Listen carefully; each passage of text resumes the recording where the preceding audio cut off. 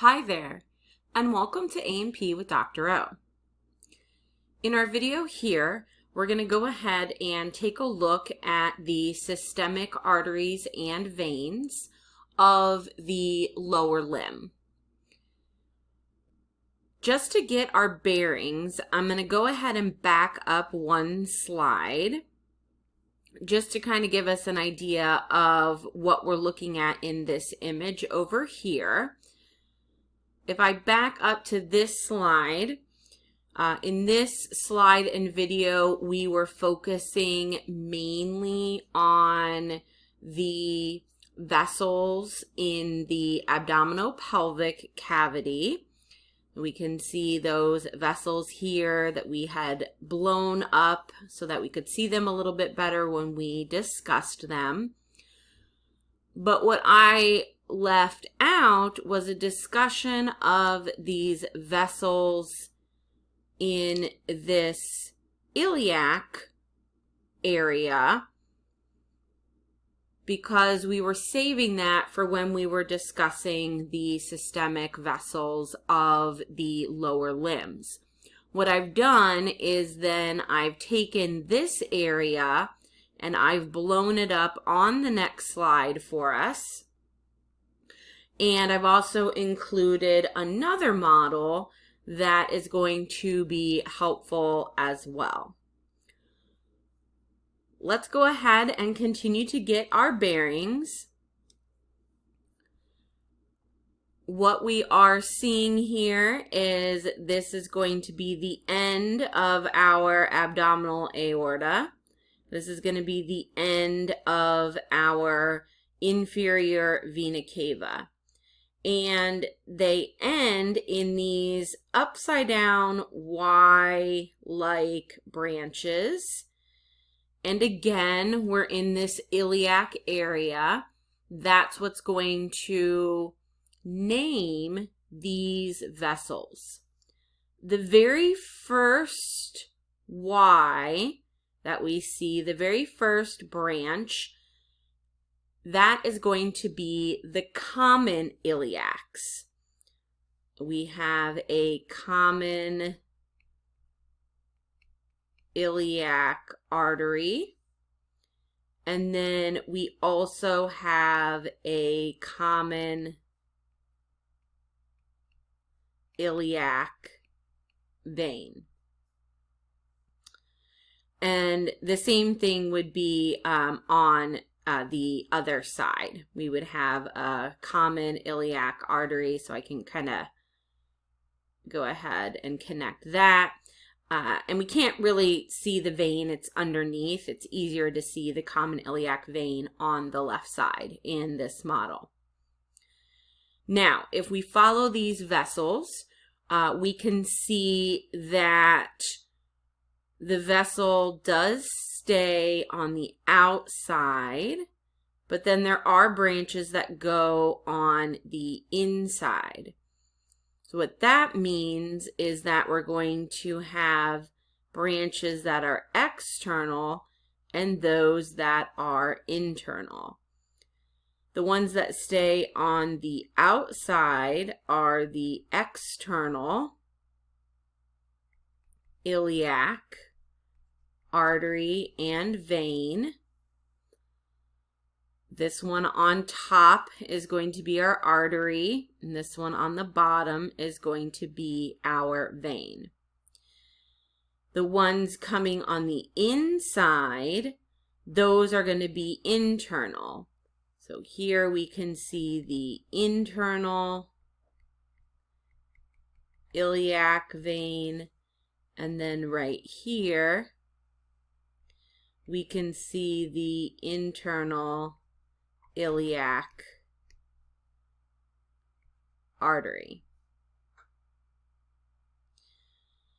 And I've grouped these over here, but of course you could label them separately as well. That's good practice to make sure we're labeling our arteries separately from our veins. If you do group them together, just make sure that you note which one is the artery and which one is going to be the vein. So I'll put a little V down there for vein, and A up here for artery for our external iliacs.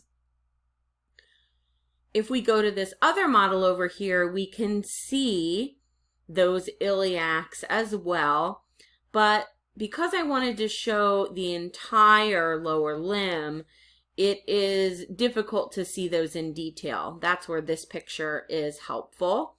But to compare, we would have common iliac artery and then our vein.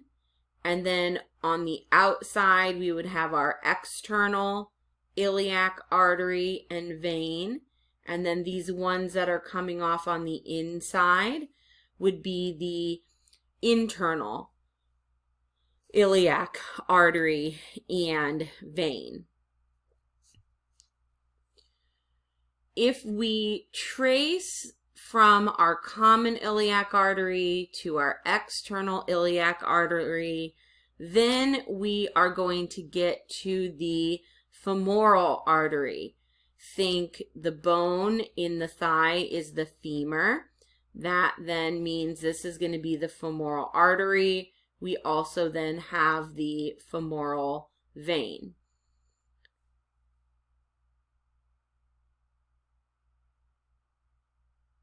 This would be our common iliac artery. This then would be our external iliac artery. And then again, if we keep following down, then we are going to get to our femoral artery.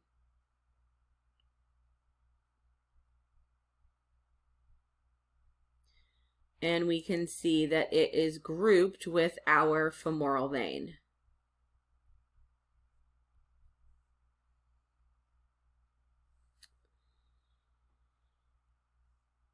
We would see the same thing on the other side. If we follow that femoral artery, eventually it makes its way to the back of the knee.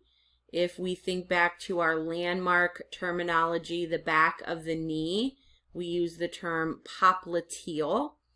That means that this would be the popliteal artery.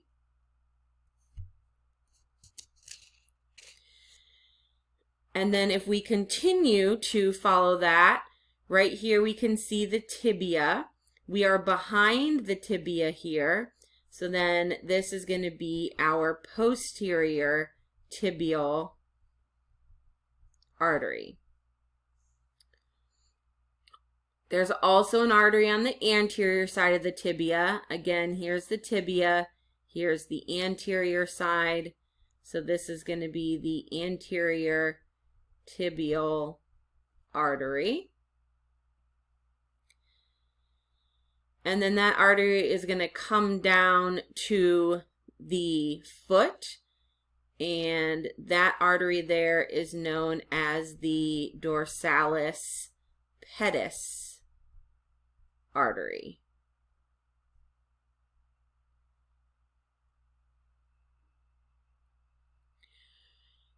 In taking a look back at the veins, another important vein that we want to take note of is this one here. We'll find our femoral vein again, and then we see this deeper vein here. This vein is known as the great saphenous vein, and it's Arabic for the concealed, and it gets its name because it's a very deep vein within a covering of superficial fascia. Again, think the concealed, and that's where we get that term of saphenous.